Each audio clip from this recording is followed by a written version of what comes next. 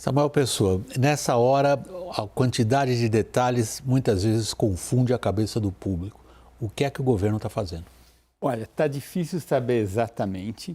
Do que eu li, o que eu entendi foi o seguinte: tem um projeto de lei, que é um projeto de lei complementar, o PLP 18, Sim. que vai estabelecer que a alíquota máxima de ICMS, que é aquele imposto dos estados, nos combustíveis, seja 17%. Tem todo um histórico do Brasil, a carga tributária aumentou e o ICMS é o grande imposto que financia os estados, segurança, professores, saúde, etc. Esse imposto ficou de fato muito salgado. Tem vários estados que cobram 20, 30. Então tem um primeiro passo que é baixar de onde está, nos diversos estados, para 17, que vai gerar uma perda de receita. Depois, o governo federal vai ter que aprovar um projeto de emenda constitucional para ele ter um gasto adicional, que vai ser o ressarcimento para os estados. Ora, não está claro se esse ressarcimento vai ser pleno, ou seja, da alíquota que os estados recebiam, de 30 até 17, ou de 25 até 17, dependendo do estado, ou, como eu vi em alguns lugares, o ressarcimento é só aquela redução que os estados praticarem abaixo de 17. A informação que eu tenho, Samuel, vinda do Ministério da Economia, é de que o ressarcimento é apenas para o que for de 17 para 0. Então, nós estamos falando de diesel e gás de cozinha. Exatamente. Então, o custo do projeto de lei fica com os estados e o custo da PEC com o governo federal. E aí tem uma questão, Esse projeto de lei, um projeto de lei complementar, é uma interferência do Congresso Nacional na autonomia de cada um dos estados, porque, teoricamente, essa questão de ICMS deveria ser decidido pelas assembleias legislativas estaduais, afinal, estamos numa federação, mas é uma lei complementar, você pode dizer que a lei... Bom, vai ter um perrengue jurídico, vai judicializar, eu não sei onde esse negócio termina. Essa é a primeira parte, o PLP 18, projeto de lei complementar. Tem a segunda questão, que é aprovar um projeto de emenda constitucional no Congresso, que requer 3/5 em 2 turnos nas duas casas para poder haver o ressarcimento. Mudar a Constituição para permitir que o governo faça transferências que hoje não estão previstas na Constituição. Não é politicamente algo fácil. Thaís Arbex, o governo agiu com toda a força política à sua disposição para aprovar... Aprovar o quê, afinal? Boa noite, William. William, o que o governo fez hoje? Mais do que apresentar uma proposta em si, o governo colocou os governadores na parede. Porque, de fato, o projeto, a proposta de emenda à Constituição, que tem um detalhe bastante importante, ela é autorizativa. O que ela vai dizer? Ela vai autorizar o governo a repassar esses recursos, a recompensar os estados, caso eles cumpram essas regras que o presidente Jair Bolsonaro anunciou hoje. Então, autorizativa, a proposta dá essa opção do governo repassar esses recursos, mas desde que os estados cumpram a sua parte. E como a Raquel colocou, os estados só serão recompensados de 17% para baixo. Conversando com algumas pessoas que conhecem bastante da engrenagem econômica, já ouvi a avaliação de que muito possivelmente a gente não vai ver uma redução de receita tão brusca. Então, muito provavelmente, o governo nem sequer vai precisar repassar esses recursos. Mas ele já está contando que o teto é 17%. E é aí que mora o problema. A partir do momento que o governo associa uma proposta de emenda à Constituição que pode vir a repassar recursos à aprovação de um projeto que está lá no Senado e que a gente sabe que está em discussão, o que eu consegui ler de cenário hoje é que pode colocar uma trava nesse PLP 18 se a coisa não for muito bem conversada e articulada. Porque a manchete é a seguinte, né, Thaís? Está pedindo aos governadores que entreguem agora para receber eventualmente depois, Caio Junqueira.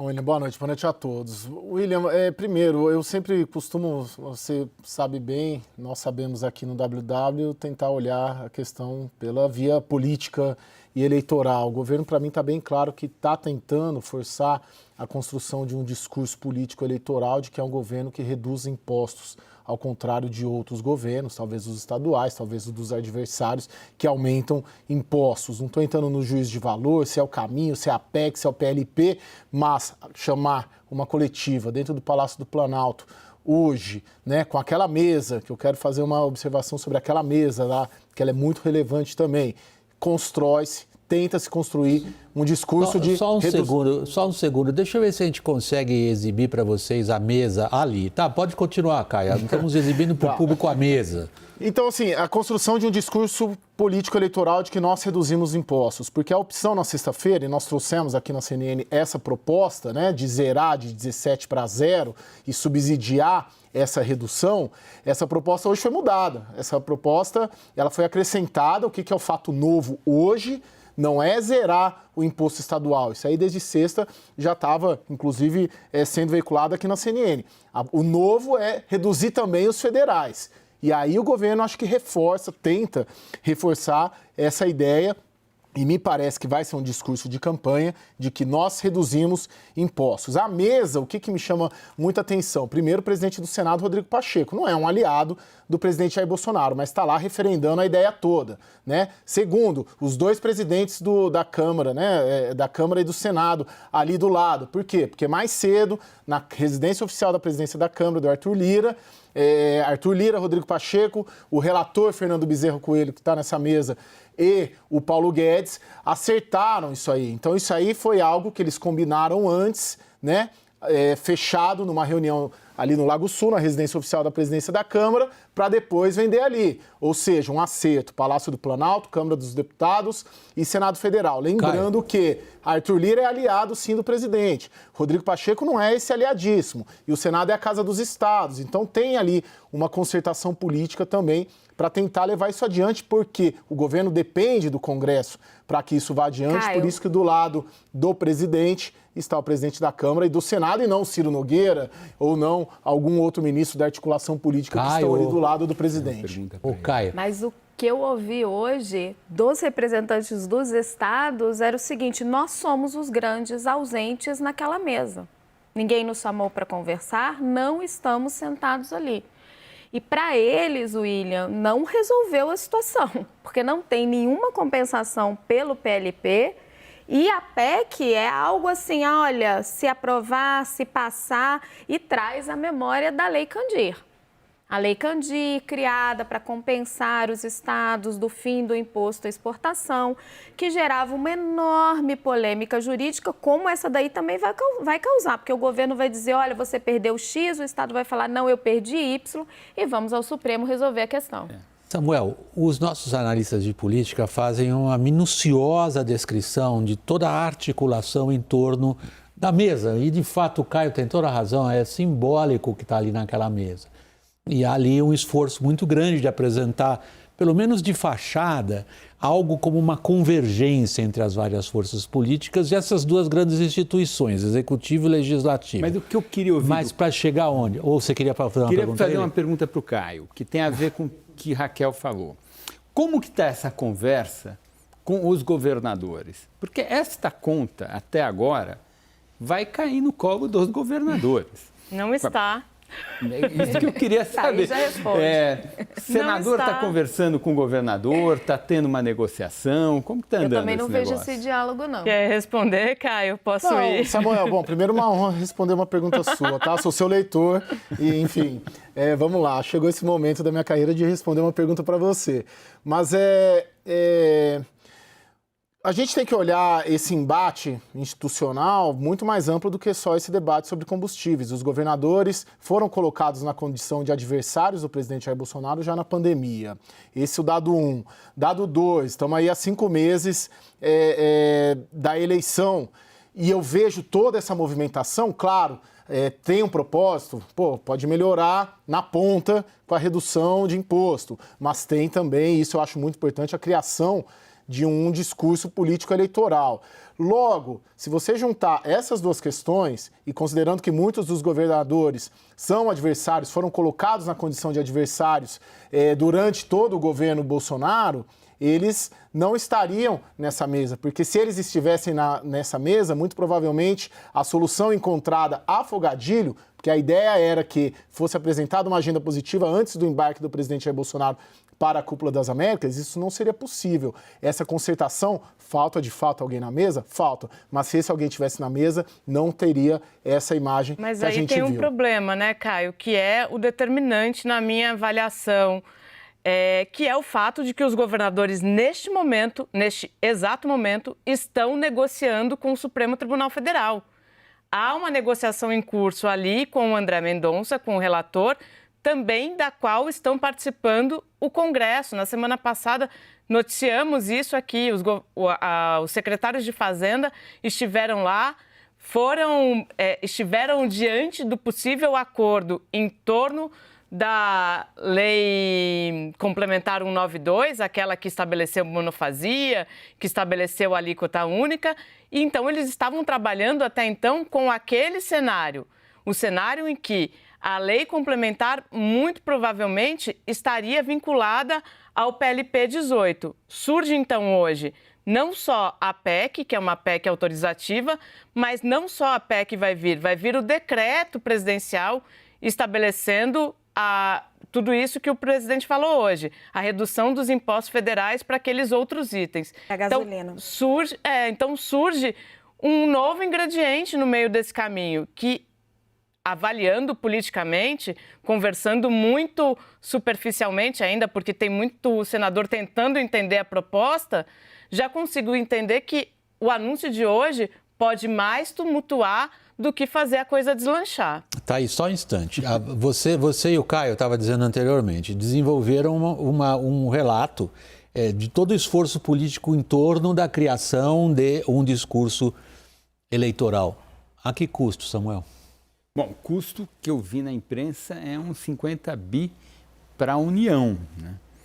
Agora, me parece que para os governos do Estado vai ser um pouco mais. Ou seja, o custo para o Estado brasileiro vai ser algum número entre 50 bi e 100 bi. Porque 50 bi é o ressarcimento do que ficar aquém dos 17. 40, 50 bi para o governo federal e os estados estão falando em pelo menos 80 bilhões para eles no PLP 18. Mas sem o ressarcimento, né? Com os ressarcimentos... Não, 80 bilhões, o que eles vão perder com o PLP 18. E aí, na PEC, o governo gastaria mais entre 40 e 50 bilhões. Só 25 bilhões para os estados. O restante é para compensar as próprias perdas do governo.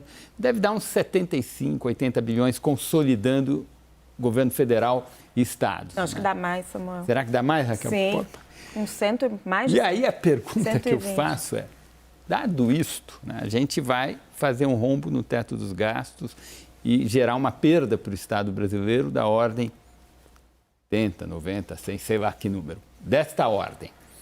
Aí tem aumento para servidor, tem outras demandas que vão aparecer, afinal é ano eleitoral. Posso trazer esse assunto para a gente conversar? Eu não sei onde esse negócio para. Vamos fazer o seguinte, a Raquel preparou, vou pedir licença ao Caio e a Thaís, a Raquel vai ocupar o telão agora, Samuel, porque exatamente é essa questão.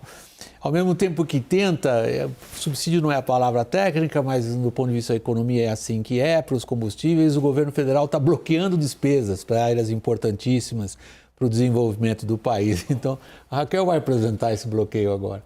Foi anunciado hoje mesmo, William. O governo anunciou hoje o segundo bloqueio orçamentário do ano. Ao contrário do primeiro, que cortou aí quase 2 bilhões de reais apenas em emendas de relator, agora os programas do governo federal serão diretamente prejudicados. Foram bloqueados 8 bilhões e 700 milhões de reais, 7 bilhões em despesas de ministérios e também aquele 1 bilhão e 700 milhões que tinham sido reservados pela equipe econômica para reajustar os salários dos servidores públicos. Boa parte deles está em greve.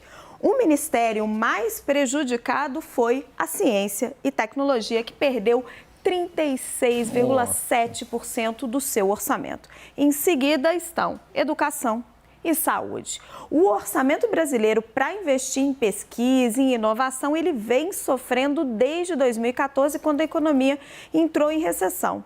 E desde o início do governo Bolsonaro, ele patina aqui, olha, em torno de 4 bilhões de reais. Vale ressaltar que isso aqui é o orçado. O que é efetivamente gasto é ainda menor. Samuel, É uma conta... é um país que quer se desenvolver. Tudo sem nenhum planejamento, né, com inversão de prioridades, e tem, claro, que um objetivo eleitoral. E vamos combinar, né? Se é para atacar a piora da qualidade de vida, que tem uma agenda, tem uma demanda, eu entendo isso. A gente tem vindo encarecimento do alimento, encarecimento de produtos de primeira necessidade. A gente vê as pessoas com dificuldade de comprar comida. Bem, eu vou desonerar o diesel, tem um monte de gente rica que tem carro a diesel. Vou desonerar a gasolina, tem um monte de ricos. Ou seja, esse é um tipo de política pública que não é focado nos mais necessitados, né?